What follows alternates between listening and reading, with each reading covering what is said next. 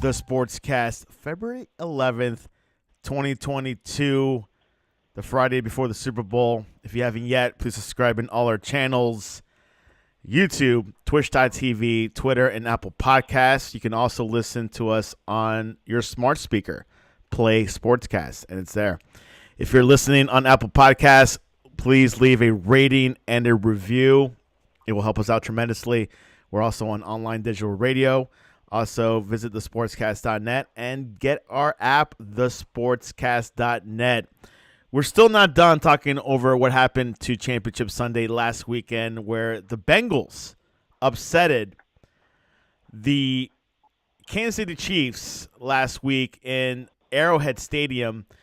Something that people were saying that could have been a possibility, but I would say 80% of the country were saying that the Chiefs were going to win, but they lost in overtime 27-24.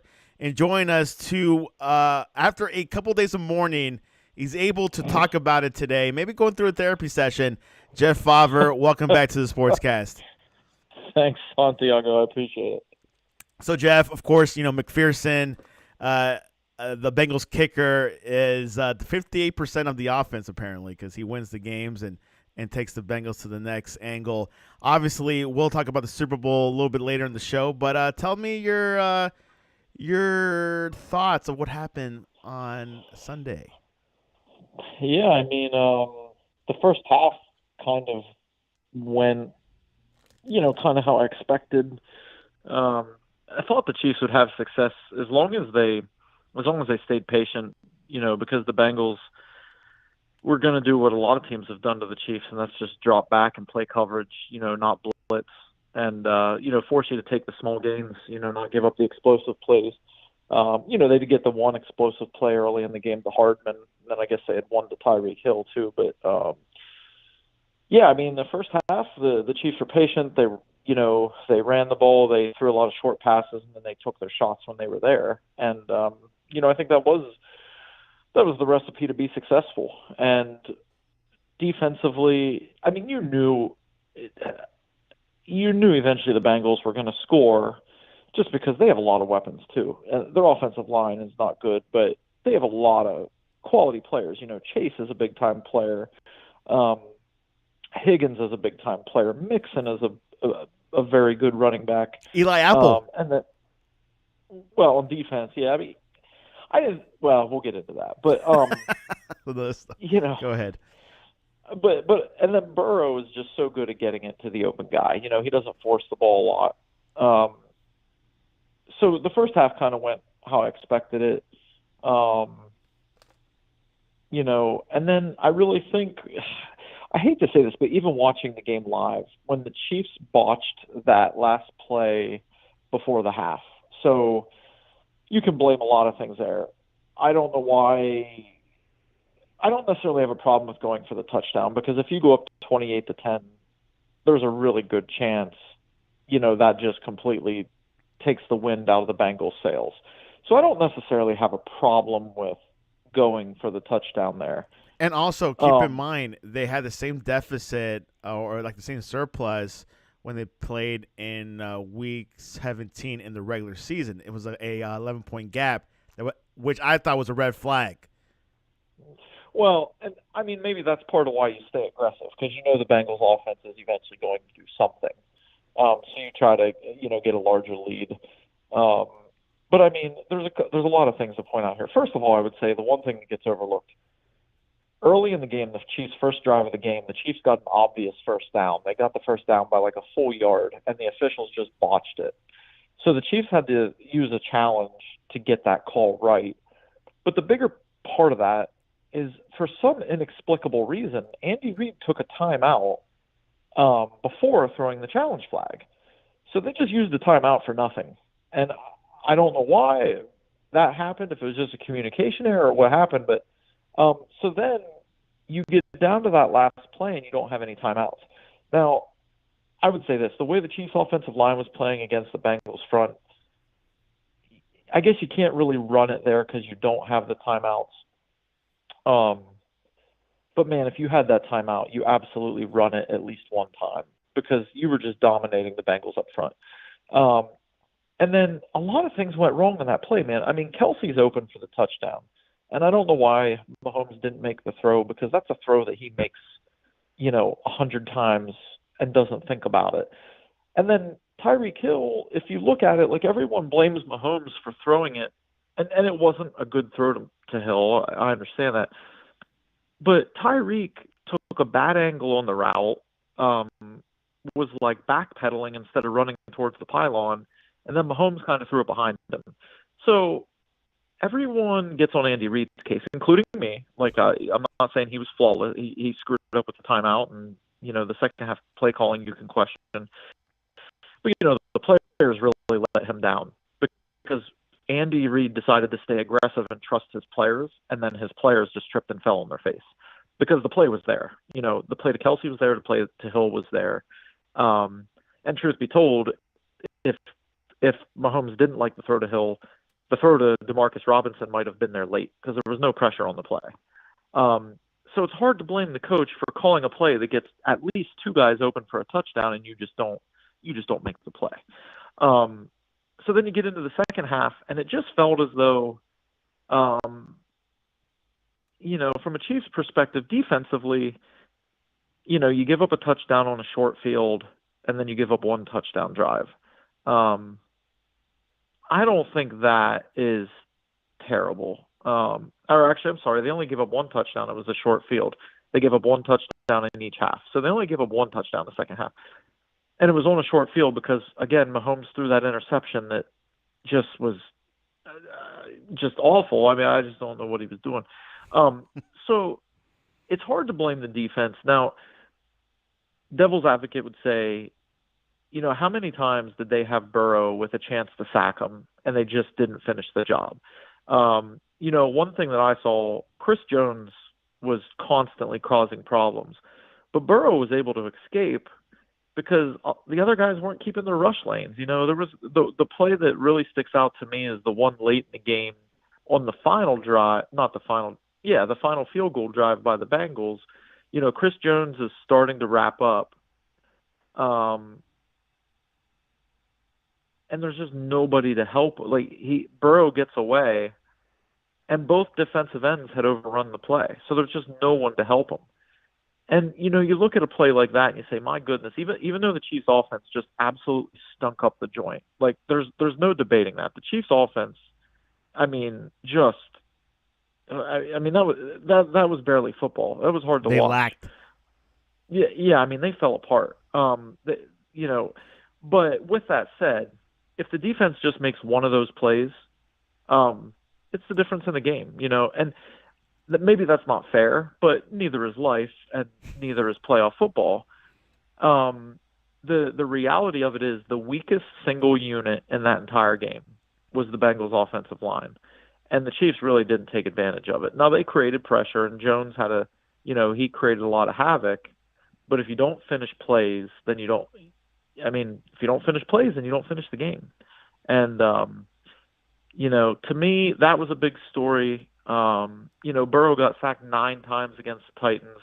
But now nobody's confusing the Chiefs defensive line with the the Chiefs defensive line with the Titans defensive line. But to only get Burrow down to the turf one time, that's a pretty big failure. Because that's just a very poor offensive line. But I think the biggest story, if I could just pick one thing, the Bengals defensively basically made the decision that they're going to double Kelsey, they're going to double Hill, they're not going to give them easy receptions and easy plays, and they're just going to completely ignore the run game.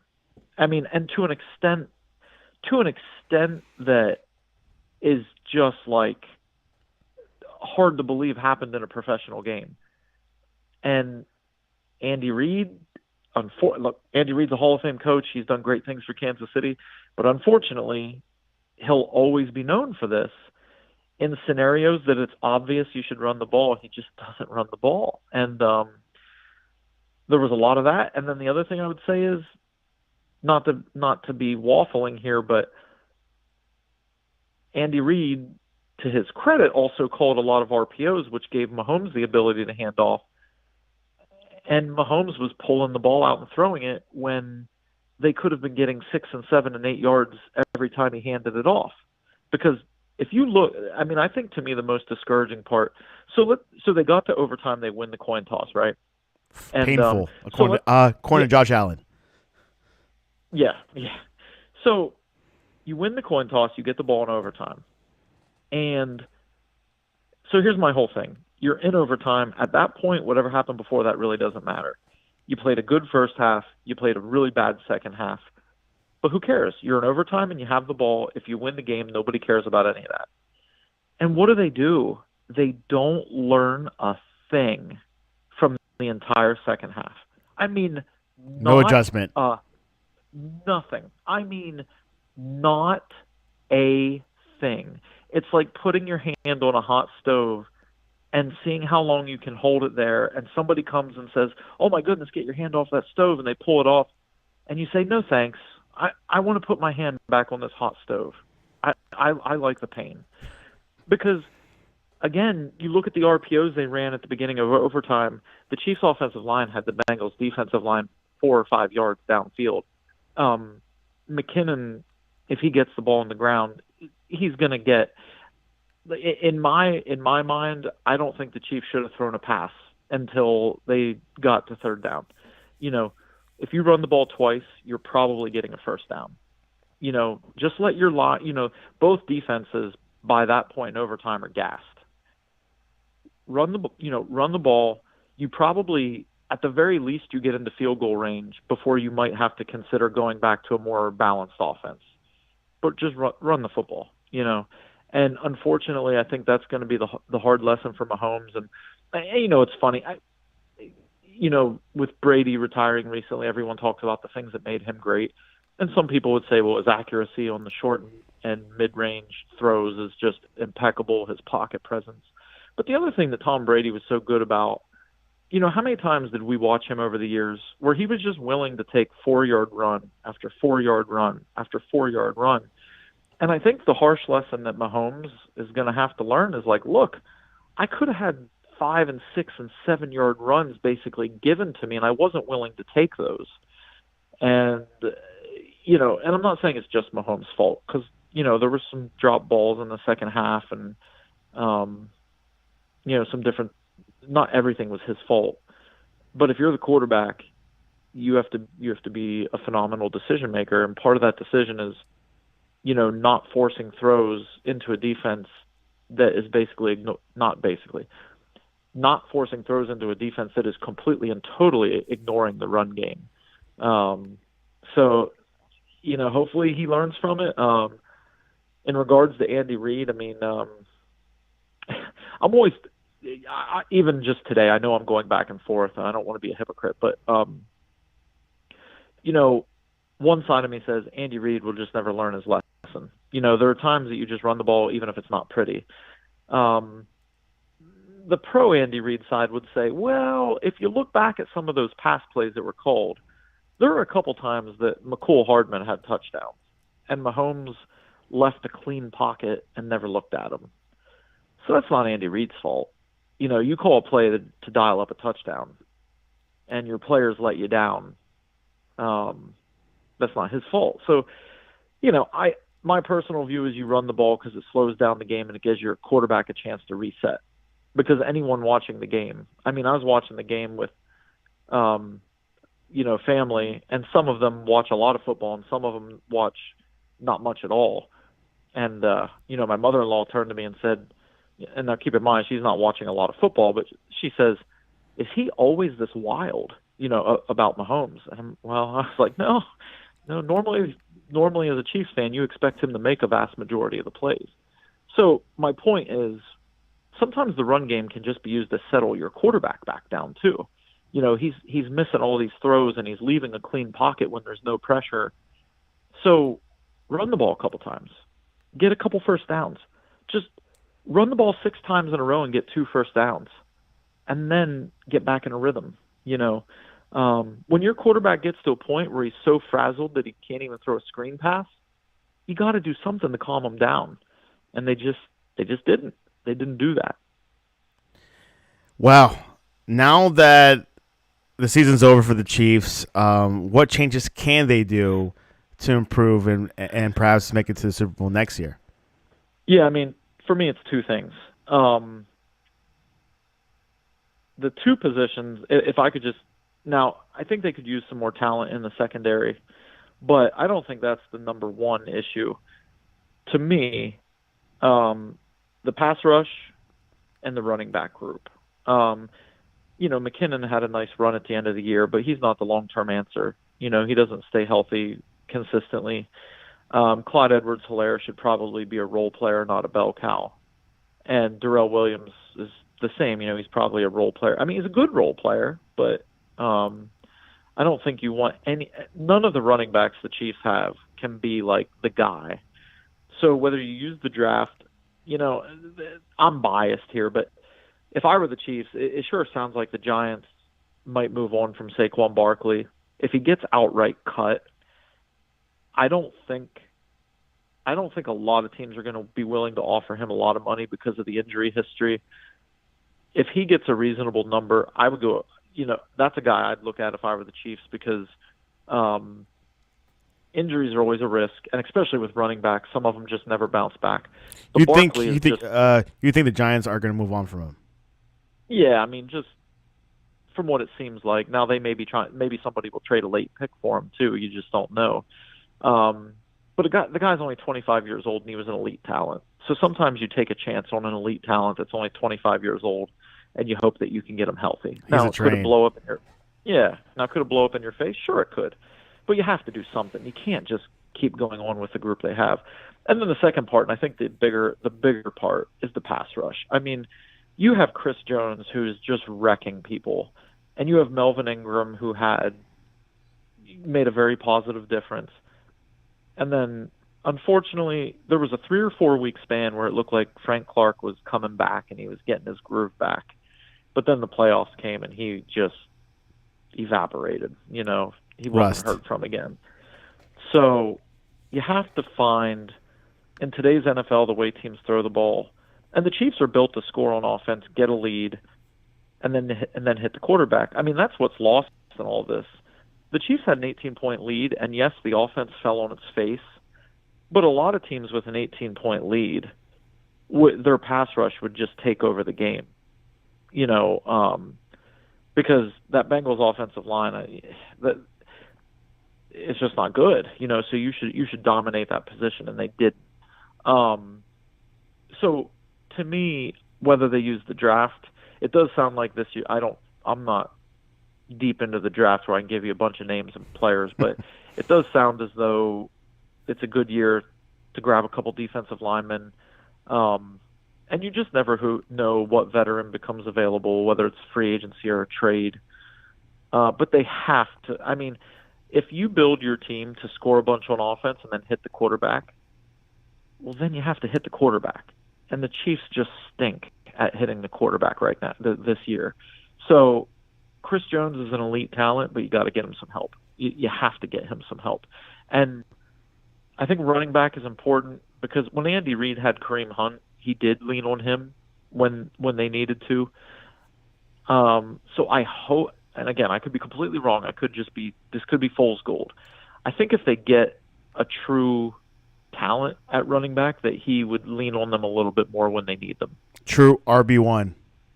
Yes, definitely. They need, yeah. I mean, Clyde Edwards-Helaire can be a role player, and so can Darrell Williams, but they can't be your. Yeah, that's something that I've noticed. Since Kareem Hunt left, it's been hard for you guys to fill that hole. Yeah, I mean, the Chiefs have been chasing their tail at running back since Hunt was let go. I mean, even Damian Williams had a really nice playoff run and probably played the best game of his life in the Super Bowl. So that was great timing. But even Damian Williams on a game-to-game, week-to-week basis was not that guy, So yeah, they've been chasing their tail ever since Kareem left town. Here's some Chiefs offseason news. Former Chiefs quarterbacks coach Mike Kafka went to the New York Giants to become the offensive coordinator. Your thoughts on that? Yeah, I mean, that's a loss because I thought Bieniemy would get a job and then Kafka would be the new offensive coordinator. So we'll see. I don't know if Bieniemy is going to stay in Kansas City because his contract's actually up now. Not sure what will happen there. He's not going to the Losing Saints. Kafka. Well, yeah, I thought he was going to go to the Saints, but then it, I heard he has a lot didn't of work personal out. issues or something that's difficult to hire him. Is that Uh, true? yeah, I'm not going to get. Okay, I don't think any of that's worth. I don't think any of that's worth talking about. I understand. I just with with Kafka though, the one thing that stuck out to me is like when Mahomes has talked, he's mentioned his name specifically. So that's definitely a loss. So they're going to have to replace that voice.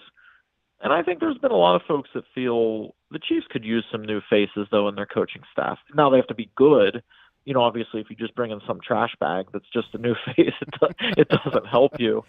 Um, but they could probably they need an infusion of some new ideas and new ways to use the talent they have.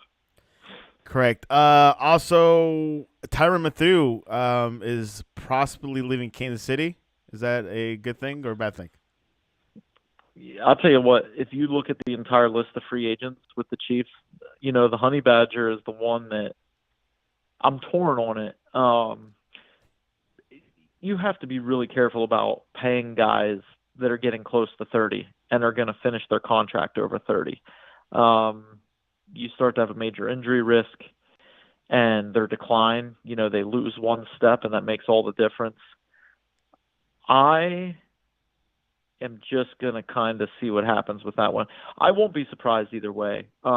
If he wants to be the highest paid safety in the NFL, I don't believe that will be with Kansas City, especially since they got burnt. Now, I'm not saying it was Eric Berry's fault, but they made Berry the highest paid safety in the NFL, and they got 1 year out of that contract, and then his health fell off a cliff. And I'm not saying that's Berry's fault. I'm just saying it's an unfortunate reality of playing or paying older players. If I had to guess, if I had to just say yes or no, is Tyrann Mathieu back with the team? I think he will be, and the biggest part of that is because Clark Hunt has mentioned during the season that he would even get involved in the negotiations at some point. I just think, Tyrann Mathieu is just one of those guys that, and this term gets thrown around too much, but I think he's truly important to the team, in the locker room, in the community, and those things. The play wise, I think he's still really good. Maybe he's not in his prime anymore. I still think he's really good. But if he really is seeking top dollar, it wouldn't completely shock me if somebody else just gives him more money. Let's see what happens in the offseason for the Chiefs. Things are moving along. Let's head into the big game. After Jeff seen the Bengals not destroy but beat the Chiefs, going up against a talented Rams who are in a win now mode. What do you think will happen on Sunday? I like the Rams, and the biggest reason is this. So the Bengals made their way through the AFC playing ugly ball. The game against the Raiders came down to the last play. The game against the Titans came down to the last second. The game against the Chiefs came down to overtime. And that's not to take anything away from them, because obviously winning ugly is still winning. Can they replicate that against the Rams? So maybe if Stafford really falls apart, they could. But the difference, so the Chiefs and Rams would be the two most talented teams that they've played. I think the difference between playing the Rams, though, if the Bengals try that drop 8, say they drop 8 and double Beckham and Cup, they just use the same strategy they used against the Chiefs. The Rams will run the ball on you. I mean, the Rams will, they don't care if you make them run the ball 10 times in a row. They'll do that. And that's the difference. The Bengals were able to take advantage of the Chiefs because the Chiefs coaches and some players weren't willing to do something different to beat them. I think if they do the same thing to the Rams will just say, okay, we'll just go down the field running the ball and score that way. And defensively, so I mentioned earlier, Chris Jones wrecked the game, but nobody helped him. Well, the Rams are going to have Aaron Donald and Von Miller. Von Miller, I'll tell you, Von Miller's played better than I expected. Not that I thought he was washed up, but he still looked really good. For his age. Yeah. I mean, just altogether, he's been great. He's looked great. So I look at that, and I just say, you know, I'm not saying it'll be a game like the Titans where Burrow gets sacked 9 times, but he's going to be under consistent pressure. And the Rams' defensive line, I don't think, will have the failures that the Chiefs' defensive line did. Quite interesting. We'll go into the scoreline prediction a little bit later in the show. Aaron Rodgers won the MVP last night. Do you agree or disagree? Yeah, I mean, it's a regular season award. Rodgers was phenomenal this year. I know a lot of people talk about all the other stuff, non-football things that he got attention for, but yeah, he's a great quarterback, and I know he didn't finish the year the way he wanted to in the playoffs, but he was great again this year. Mike Vrabel, Coach of the Year. Absolutely. I mean, I know the Titans.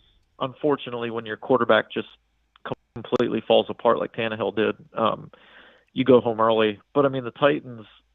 I didn't fact check this, but I saw multiple people say the Titans lost the most snaps due to injury of any team in NFL history.